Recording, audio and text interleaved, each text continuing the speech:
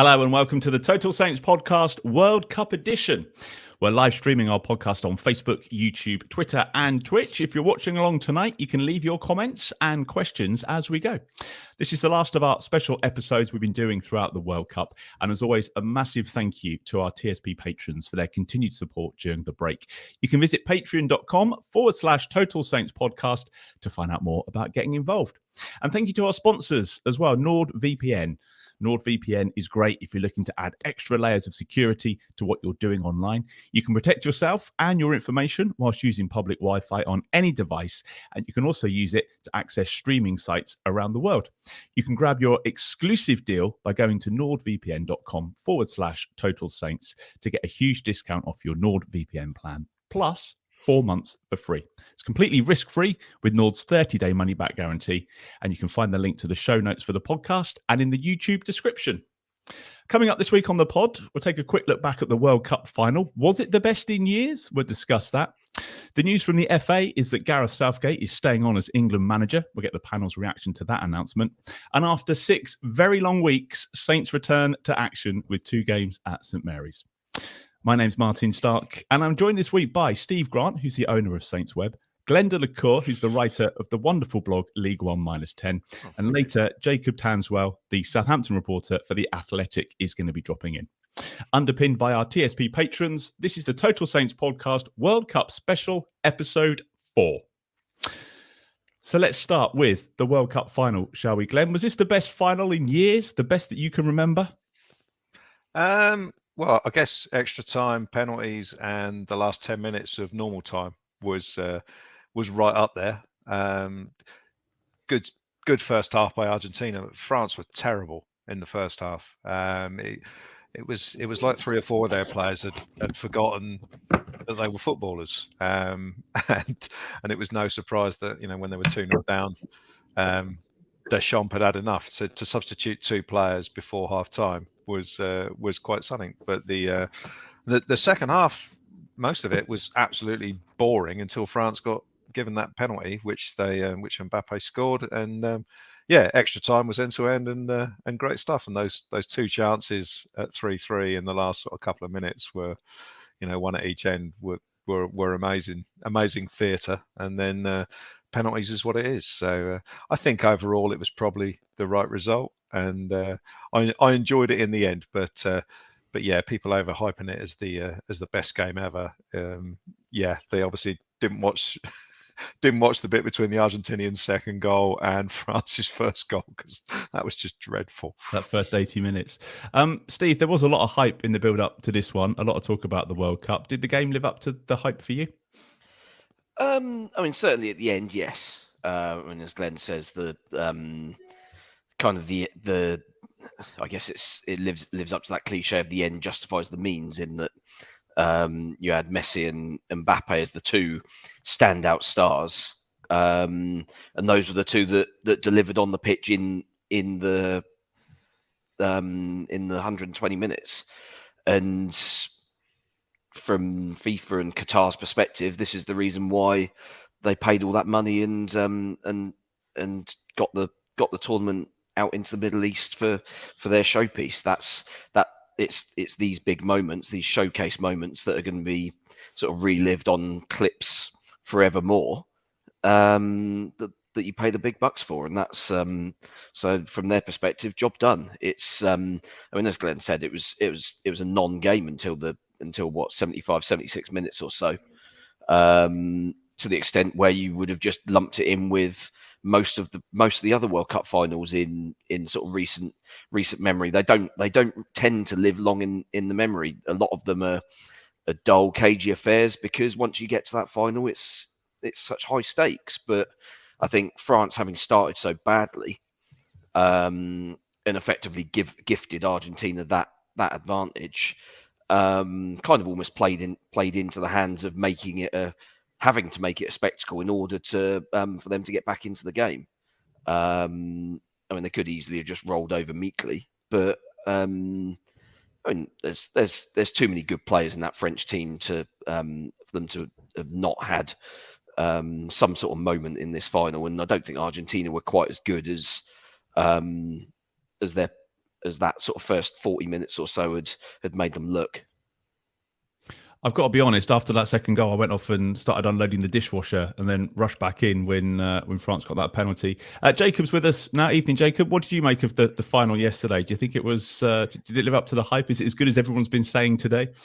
Evening. Yeah, I completely agree with Steve in terms of the first 70 minutes. A bit of a non-event. I was so impressed with Argentina. I didn't think they were that smart and technically good, to be fair. All as smooth, really, in the first 70 minutes. I thought they were really good.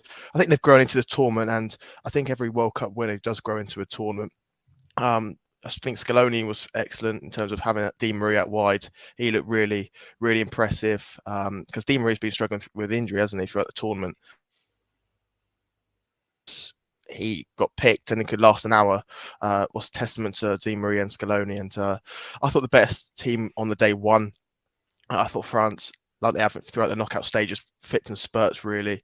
But yeah, I forgot to go to your question, Martin. I thought it was a really, really good performance and a really good game, especially that last half an hour. It was just, the game was drunk, wasn't it? There was all structure had gone out the window. Let's have a word about Messi then, Glenn. Everyone had been saying this was like the fitting end to his career. I think he said today that he's got no intentions of retiring from international football and he's going to crack on. Was this the win that his career deserves? It kind of felt everyone was rooting for him in a game where you weren't really bothered who won. Yeah, it's a bit over the top. You know, the media coverage of the build up to the final, it kind of wound me up a bit because I know it ended up as the Messi and Mbappe show. But I thought it was a bit disrespectful to the other players who were out there at times. It seemed to be the only two players they were talking about. But Messi's had an absolutely phenomenal career, and to be playing like he is at 35, I mean, we've seen previously world-class players be over the hill in this tournament. I'm thinking of Ronaldo, Gareth Bale, where they've obviously just gone. They can't do it anymore.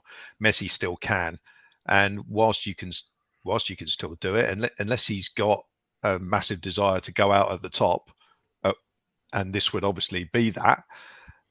He obviously feels he can still influence this team, and he's got other. I mean, Copa America seems to get played every 6 months. I'm sure he wants to go and go and play that again. And yeah, and why not? And you know, he's still got things to do at club level with PSG. He could probably win them a Champions League this year, and that's another Ballon d'Or in the back pocket, isn't it? No matter what Mbappe does. So yeah, I can see him carrying on for a couple of years yet.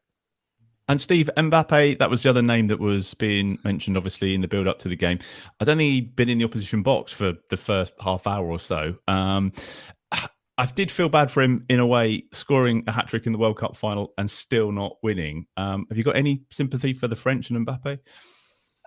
Yeah, I mean, at the end of the day, he was the guy that dragged them up by the coattails to get them to even get them to extra time and penalties, because they were dead on their feet for, as we said, 75 minutes of that game.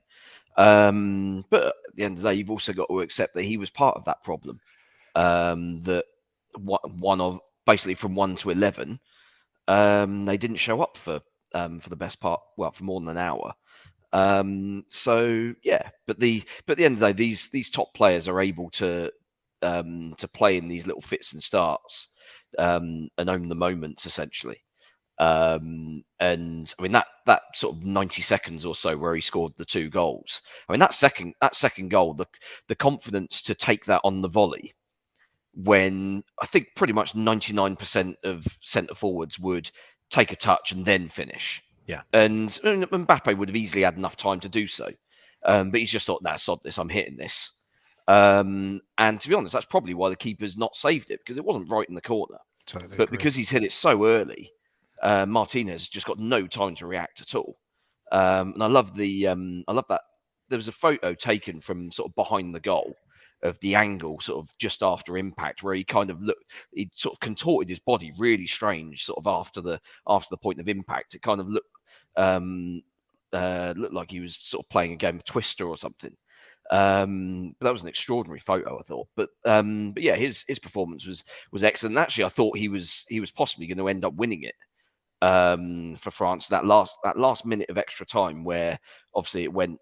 I mean, the game just, as Jacob said, just lost all structure and went absolutely ballistic. He's had this chance at one end where he's sort of weaved in between 3 players, and then just got crowded out at the last moment. I thought that was going to be the moment, but I guess at least Sir Geoff Hurst will still cling on to having been the only guy to score a hat-trick in a winning cause in the final. I always find it funny when you're watching these world-class players and then they just chuck into the commentary who they actually play for, like Buffon, and someone said, oh, you might remember his less than impressive time at Southampton. And obviously yesterday, Glenn, the Aston Villa goalkeeper playing out of this world, and great antics during the penalty shootout. Yeah, and the Brighton midfielder. It's just looking forward to his trip to Southampton on Boxing Day. I'm sure he is. I can't imagine he'll be there, but I'd still be drunk if I was him. But yeah, Martinez. There's 2 ways of looking at it. Of course, you can, he picked on the youngest French player to go and chuck the ball away. I mean, it's a horrible way to behave. How did he not get booked for that? I don't understand. He got booked after the next penalty. He tried to again, didn't he? Yeah, he tried to do it again the following time. Yeah. But he, what he did to Tchouameni, or whatever his name is, it's unbelievable that he was allowed to get away with it, and but he won't care, and it's one of those as a neutral things, isn't it? As a neutral watching it with no skin in the game. You kind of think, we're English, we wouldn't do things like that, but sometimes you think, I wish we would, because at the end of the day, Pickford would have done something. Pickford might do it, yeah, but if Pickford did it, no one would care. And we won the World Cup because of it. No one would care. So, fair play to Martinez. He knew what he could get away with. It did make me think, if he'd been booked during the actual game for something else, what that would actually. Yeah. Has a goalkeeper ever been sent off in a shootout, and what actually happens at that stage? You're not allowed anyone in goal. Well, you can't make a sub, so you'd have to put an outfielder in. You'd have to put an outfielder in, I guess. But so that. But he obviously knew what he was going to get away with, and knew he was highly unlikely to get sent off, no matter what he got up to. So no, fair play to him. At the end of the day, it's about winning the tournament, and that's what I say about Argentina. They were prepared to go to wherever they needed to go to win that tournament. You often hear people talking about who wants to win it more. Well, I don't think there's much argument that. Certainly from the quarterfinals onwards, Argentina certainly looked like they wanted to win it more than everybody else. And we'll get on to England and Southgate in a minute, Jacob. But you've probably been closer than most to this game, this World Cup. I know you've been covering a lot of the games. What were your overall thoughts as it all came to an end yesterday? Job well done. Did you enjoy it?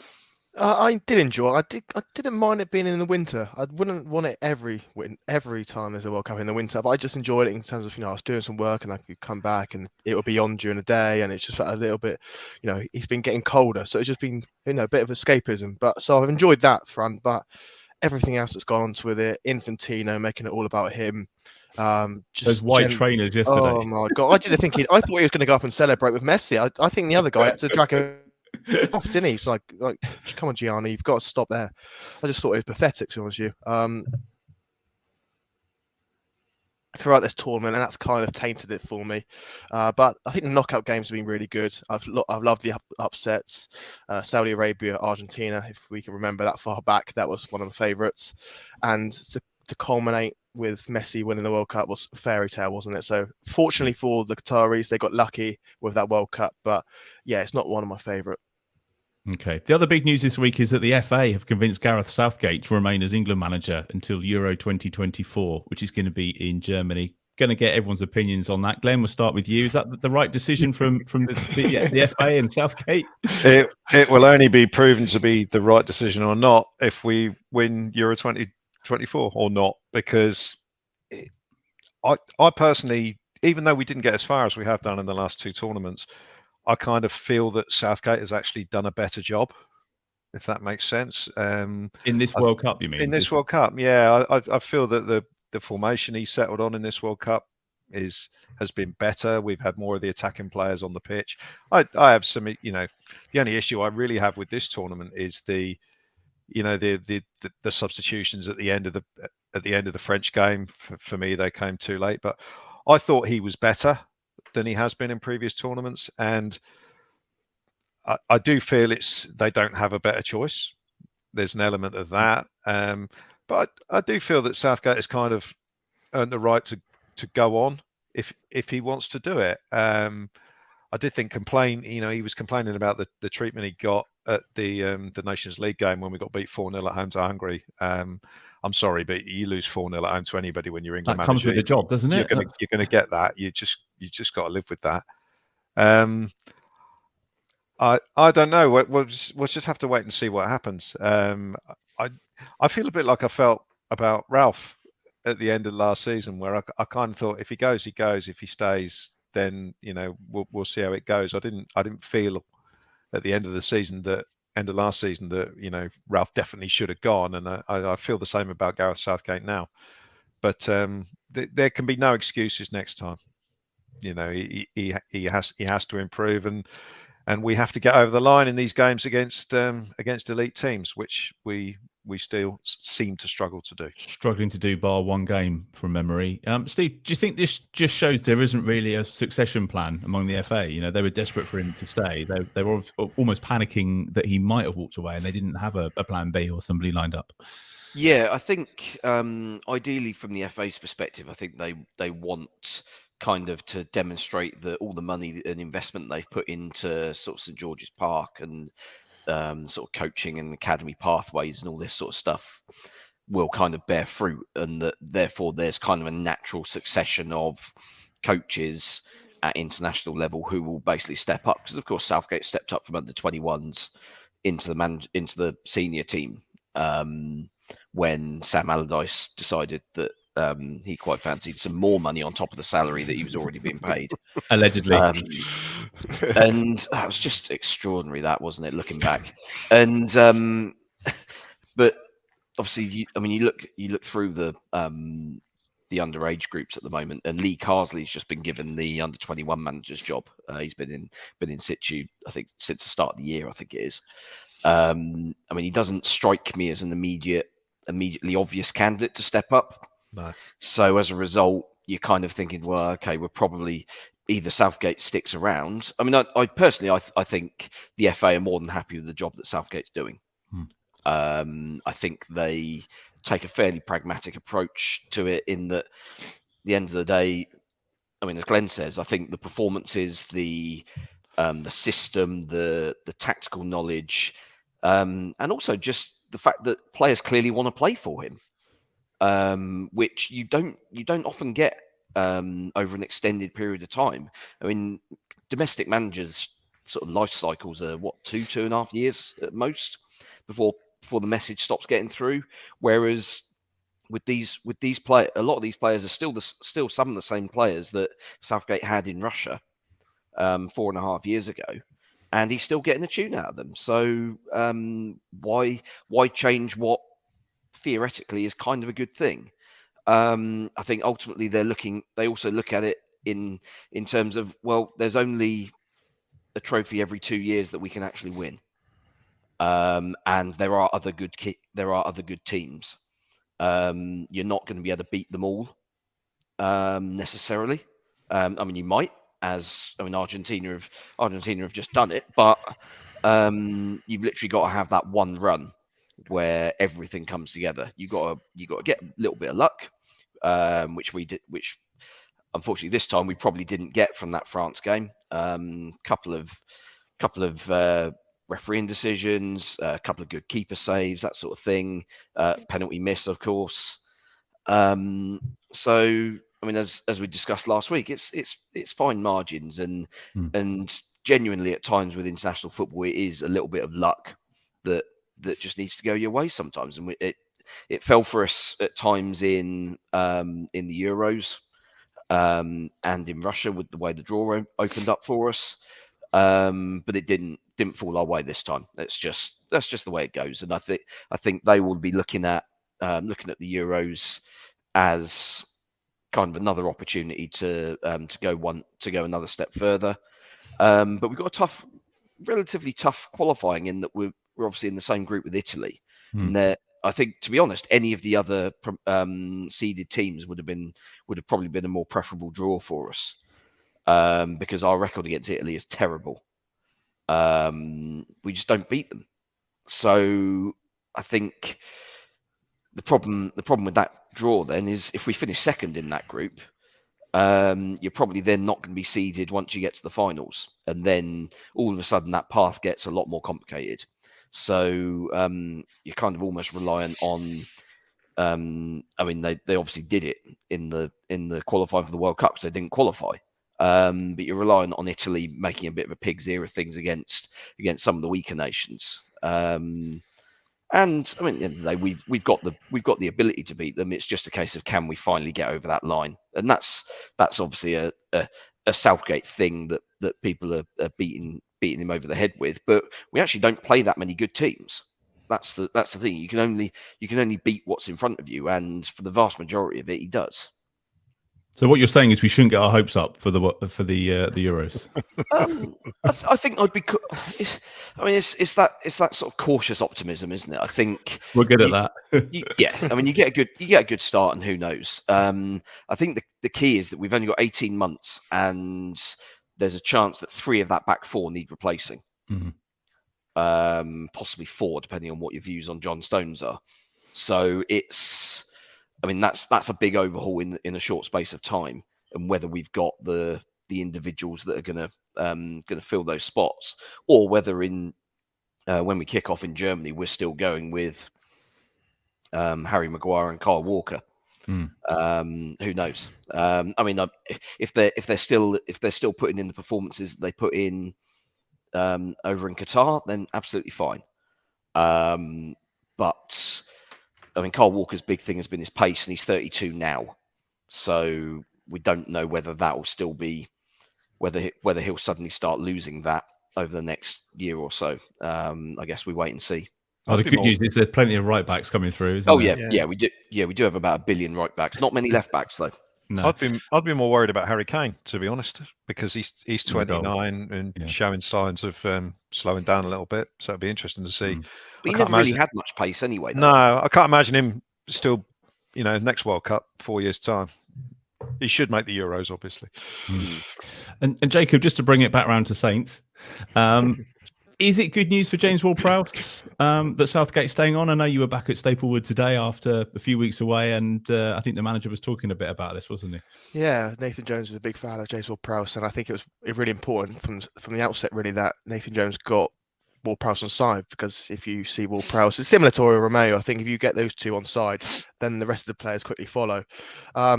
It's not good news for James Ward-Prowse because I've listened to a long and quite compelling argument from Steve, because I can see the complete points of Gareth Southgate, but I would prefer to change him. I don't see why they can't just get a coach from overseas in. I know everyone keeps saying it's got to be English, but cricket teams have got Australian coaches, and I don't see them complaining because they're winning World Cups. So if Maurizio Pochettino or Thomas Tuchel want the job, which I think from what we've heard in the media and stuff, if the money was there, yeah, exactly. I think they take it.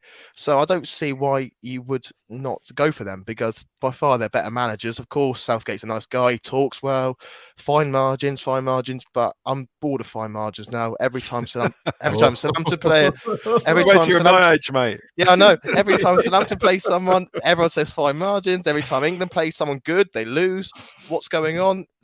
Thank you, Gareth. Gareth's been fantastic, but I like to be a little bit stronger. I like the FA to have a succession plan. And Thomas Tuchel and Maurizio Pochettino are there. Eddie Howe and Graham Potter were there after the last Euros. England missed them. They're in danger of missing these two as well. I like it. So what you're saying is, Gareth, go and have a game of golf with Ralph and watch a few games. Would Gareth Southgate get a job in the Premier League? I don't think he would. I know international football's different, but come on. But that's the point. International football is different, and that's why I don't think Pochettino would be remotely suitable for any international team, really, because he wants so much time with his players to drill them into this insanely high intensity style of football that you're never going to get an international team to play, because they turn up to the training camps knackered because they're putting it all in for their clubs, and as a result, international football is by just its very nature is a slow and methodical, systematic setup, and neither of those coaches are suited to that style. Tuchel's systematic. He plays a 3-5-2. Gareth's favourite potentially, formation. but he also still wants to drill into individual players' specific roles. But from international break to international break, you may not have one player that you've coached to do a specific role available to you. Yeah, I think what Maurizio and Pochettino is, I think he can do. I think you see towards the back end of his Spurs reign. I think you saw.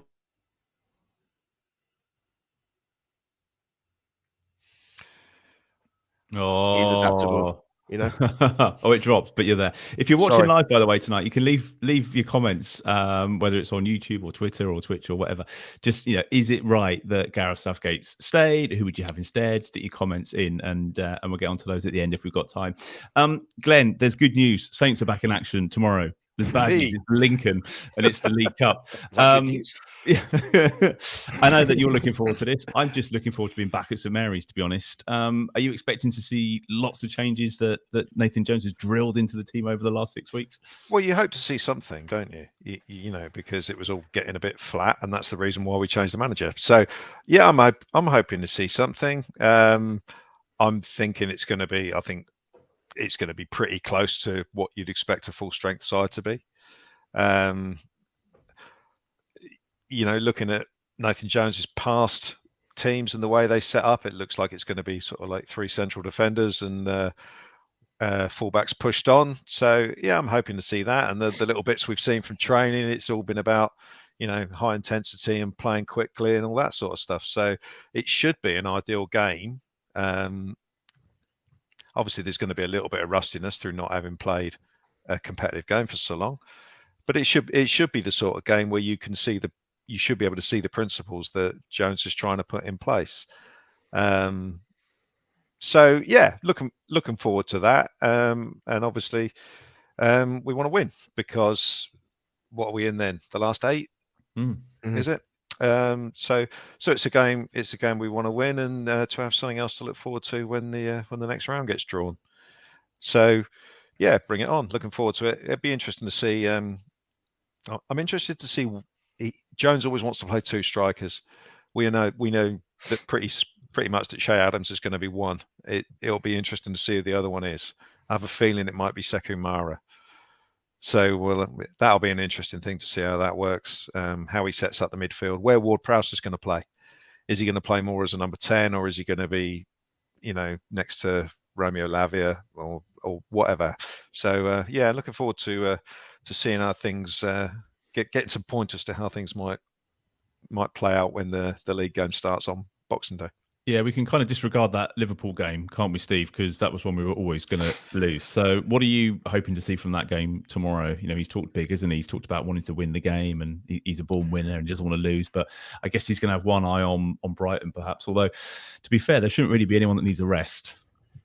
No, I mean, Salisu's the only guy who's played competitively in the last 6 weeks, and yeah, he's played 3 games. So and that was the last one of those was 2.5 weeks ago. So he should be fresh, and everybody should be raring to go.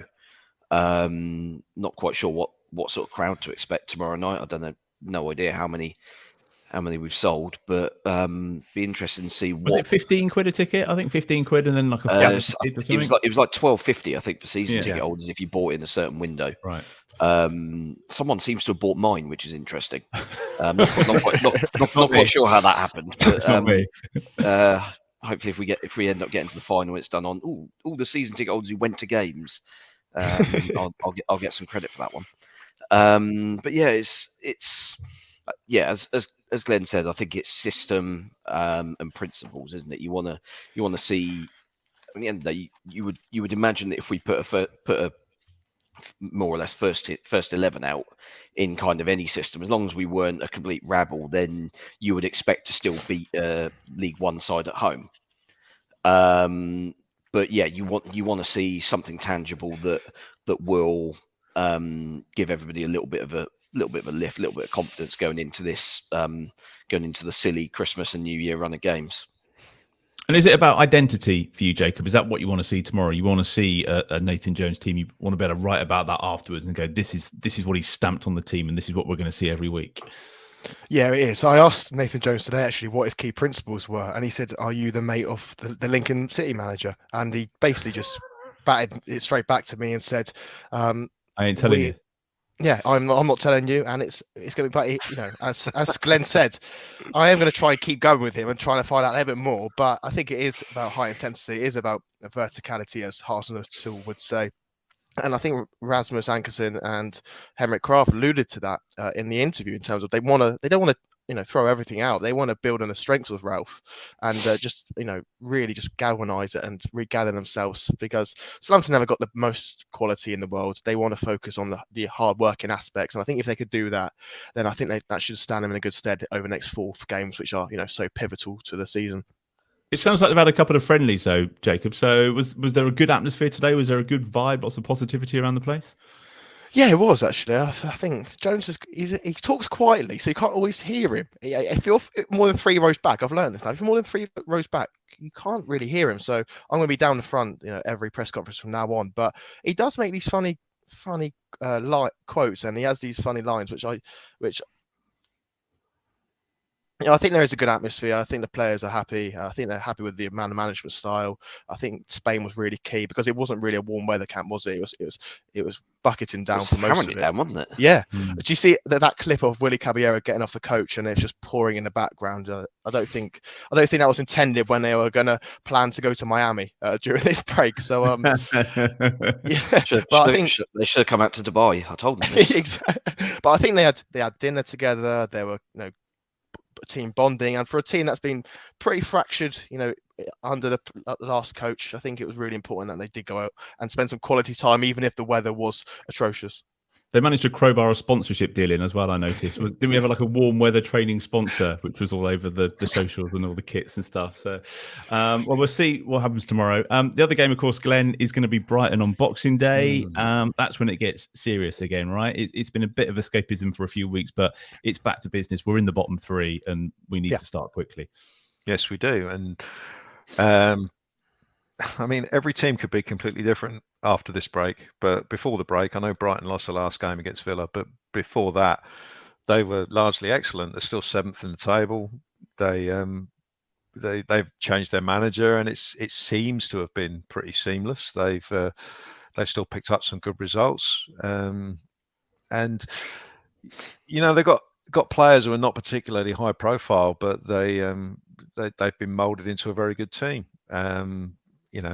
Alexis McAllister, no one had really heard of him much before last season. He's just won the World Cup, for God's sake. So he's at the centre of their team. Whether he'll fancy St Mary's on Boxing Day, I think I said in the intro I'd still be drunk if I was him, but he might be around. They got other players. Leandro Trossard was at the World Cup with Holland, good player. I like the look of, is it Caicedo in midfield? Yeah, I think he looks like a very good player as well. But yeah, De Zerbi seems to be an interesting manager who's not afraid to try strange things. I noticed Pascal Gross was playing right back one game, and so Potter had him at wing back a few times, I think. Yeah, did he score against Southampton? Was it? He always does. He always does. Yeah. So it'll be interesting to see, if there's anything there we can sort of take advantage of. They've still got the little kid, haven't they, at right back, Tariq Lamptey occasionally. Yeah. He's one that we can certainly get at. So I don't think Brighton's the sort of game you should fear, but they're obviously where they are in the table for a reason. So hopefully they won't come back from the World Cup and be as good as they were beforehand. We drew both games last season, though, Steve. So I mean, they've struggled a bit since Potter left. But what are you expecting on Boxing Day? Well, I mean, let's remember that this fixture in the Premier League has never seen the home team win.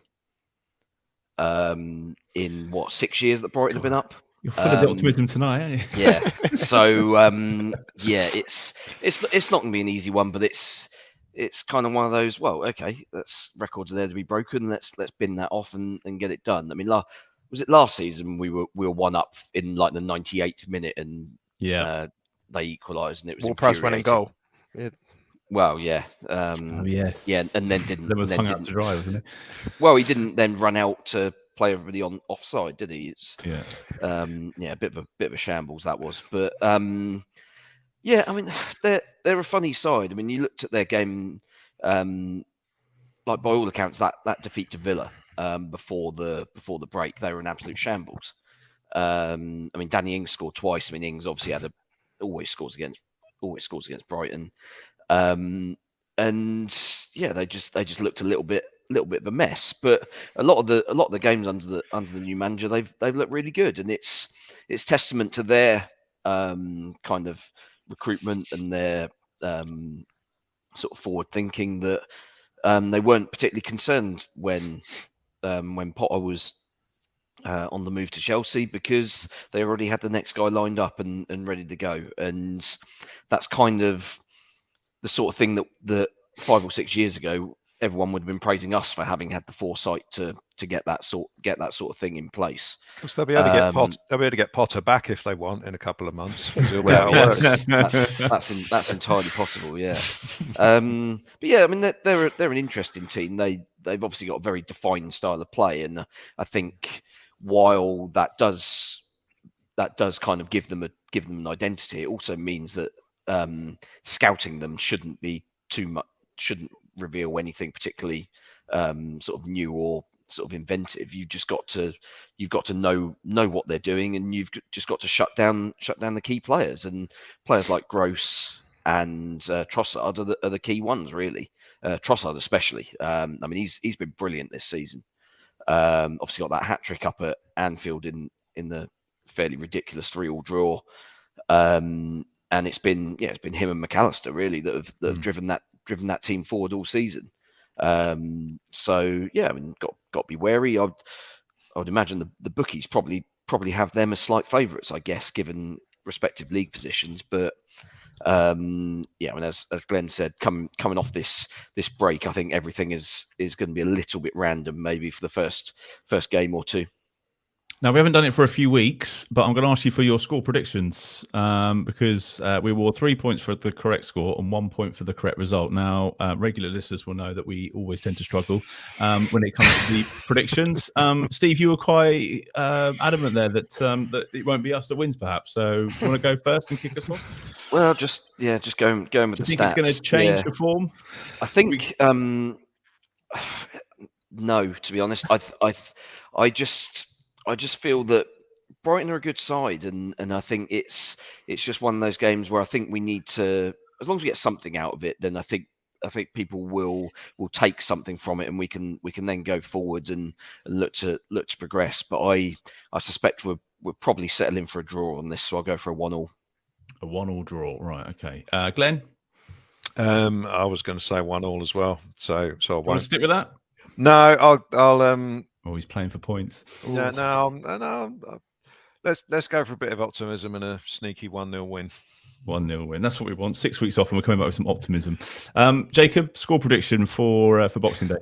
Well, the reason why I'm bottom of the league is because I think I predicted Southampton to win every game apart from the Man City game. So now I'm going to take it a bit steadier, and I'm going to go for a 2-1 win Southampton. A 2-1 win. All right. Okay. I'm going to go 1-0 as well, I think, for that one. I just want to stick with you, Jacob, because the other big news from the club this week has been about Matt Crocker, which I don't think any of us were necessarily expecting to read or hear. The club confirmed that Matt Crocker, who's the director of football operations, is going to leave at the end of the season. Now, he was, amongst other things, responsible for the implementation of the playbook and returned to Saints a couple of years ago after a spell at the FA. Were you surprised by this, Jacob, or do you think that's more about Sports Republic getting their ducks in line and part of their research work that they've carried out into the infrastructure and the makeup of the club? I'm not really that surprised. I think it was a case of when, not if, to be honest with you. I think something like this, in terms of a refresh upstairs, has been probably in the works for a little while. I think it's natural, isn't it, for a new ownership to come in. They spent the first 6 months assessing the place, the next 6 months implementing the changes they wanted to do. And whenever a new fresh face, two owners come in, especially one like Rasmus Ankersen, who's omnipotent, he's overseeing everything. I think it's going to be a shift in dynamics, isn't there, between him and the existing people that are already working in the company. So yeah, I'm not surprised. I think it's been on the cards for a little while. I'm perhaps a little bit surprised at the timing of it. I thought maybe it would be next summer, but I think it was always going to be that Matt Crocker's days were numbered. But yeah, he's only been back for 2 years now. But I think he's done a really good job in terms of re-energizing the academy. The growth in the women's game has been fantastic, and those two are probably been the main areas. But I think when someone like Rasmus Ankersen comes in, who has a deciding say on transfers and the overall way of running the club, and from a football point of view, perhaps the roles of head of recruitment or Matt Crocker perhaps get a little bit convoluted. So yeah, I'm not surprised, but it's a shame because he's a man of a great CV, hasn't he? And he's got a lot of strengths. That's a really good point, Glenn, that Jacob makes about the academy getting that back on track, and also the women's game. But I guess anybody involved with the men's team at the moment, we can't be surprised if they're shown the door or they're moved on, because we're not where we want to be. I'm surprised in the respect that Crocker is well respected and everyone seems to think that he was doing a decent job. So I'm surprised from that point of view. We're hearing about good younger players coming through again. The likes of Jimmy Derry Morgan and Dominic Ballard.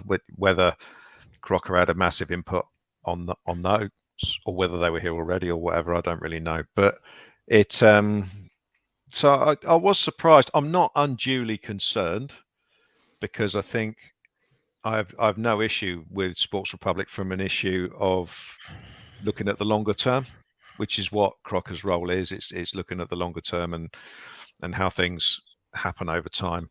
So I'm not unduly concerned about it. I'm more concerned about the shorter term right now, because if the shorter term goes wrong, as we've discussed before, then that kind of underpins everything. So I'm sure they've got someone lined up. I'm a bit surprised that it's that he's leaving and he's not leaving now. It seems a bit odd for me that he's having a long goodbye basically for best part of 6 months. So I don't know how that sort of affects how you're seen in the job when you're basically not going to be there for much longer. So that's an interesting one to see how that pans out. But I guess we'll never really know. If he does the 6 months, then I think we can assume that everything's going okay. But if there do start to be issues with him having this long goodbye, then I'm sure he'll be leaving earlier. He'd be gone, yeah. Does anything worry you now, Steve, when you see a statement and someone else has gone? Or are we just like, we'll let them get on with it and they know what they're doing and trust the people they bring in? Yeah, I mean, kind of a bit of all of that, I think. I think I'm slightly concerned that there seem to be 3 very key positions unfilled high up in the club. The head of recruitment, isn't it, is the other one? Yeah, so head of recruitment. There's a commercial role too, isn't there? Yeah, commercial director who's gone. Hopefully whoever comes in as commercial director basically just steers clear of any crypto scams. Because, I mean, come on, lads, it's not difficult. But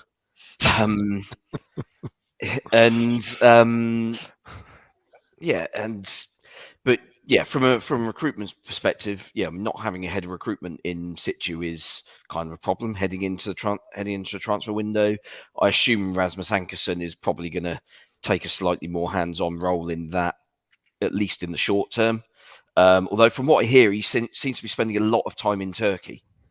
With the new club, with the sister club Göztepe, which I must admit I find that slightly concerning. Better weather, well, maybe, but the problem is that, I mean, they're a second division side. The Turkish economy is, I mean, you think the UK economy is trashed. Try that one with the sort of hyperinflation, and I mean, crypto is a big problem over there, where it's basically so many Turks have got so little money that what they've got, they're putting into these get rich quick schemes that are trumpeted by sort of famous names, and then they lose all their money, and it's just making everything infinitely worse. So yeah, I mean, I'm not quite sure how they see the Turkish side of things assisting the overall business. Really, but I guess that's possibly more a long-term thing. But if so, then why is Ankersen spending so much time over there at the moment? Would be my only concern there. But if we've got our ducks in a row already ahead of next month, then great. If we've got our 25 goal a season striker lined up to be signed on January the 2nd, then yep, fine, carry on. The other big story. Can you imagine Jacob, if that one ended up coming through? God, we'd be celebrating in the streets. Jacob, just before we finish, the other story, of course, was the Premier League fine, which broke today. We wait weeks for a decent Saints story, and then 2 or 3 come along at once. £10,000 fine and a suspended 6-month ban, which is interesting, due to the recruitment of academy players. But the club are kind of sticking fast with their kind of denial that they've done any wrongdoing on this one. Jacob, do you want to go on that? Yes, sorry, broke up there. That's all right. Yeah, it's never boring covering Southampton or supporting Southampton, is it, for anybody at the moment? There's a lot of changes, a lot's going on, and this is just another one. Southampton's statement, I don't know if anyone's had time to read it, but I think it's a very strongly worded one. Strongly challenged was the word, wasn't it, that they said? I think it shows how, in disagreement they are, aren't they, about the investigation? But yeah, it is a suspended 6-month ban, so it won't change anything in the short term. It's just, I think it maybe tarnishes Southampton's reputation, as and they want to be seen as clear cut. They want to be seen as following the rules. They've done that really, and they don't feel they've done anything wrong. But the team that have maybe complained about them, they might have a vendetta, or they might have a reason for doing so. They might be a little bit a bit jilted by what's been happening and how Southampton have been able to take their best players. So, yeah, it's an interesting one, and I don't think there's any love lost between Southampton and that unnamed club. Do we know who it is? It's unnamed at the moment. I guess there were 2 so it's clubs. There were two. No.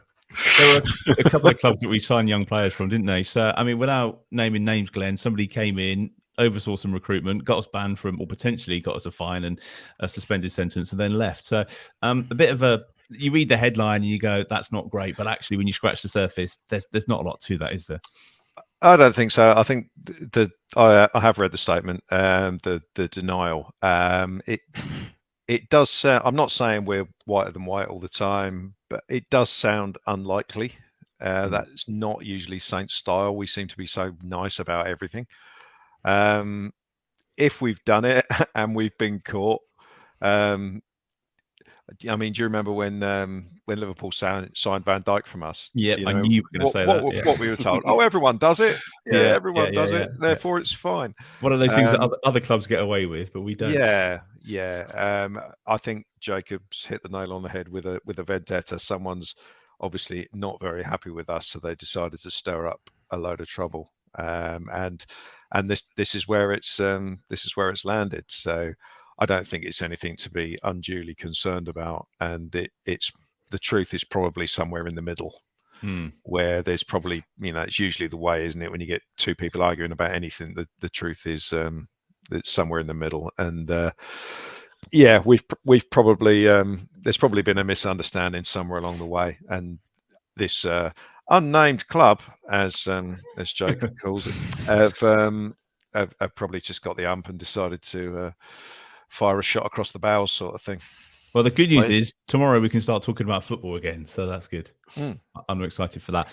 Mark's been watching tonight on YouTube. He says the mic'd up sessions with Nathan Jones have been really quite revealing. He seemed to be well aware of the problems the fans have been pointing out for some time. So the club are very good at the social media and managing things, but it does seem encouraging. So, I mean, I might be wrong, but I'm excited to be back and watching the game tomorrow. So that's pretty much it. We've got through loads tonight. So thank you. Don't forget you can follow the Total Saints podcast on Facebook and Twitter.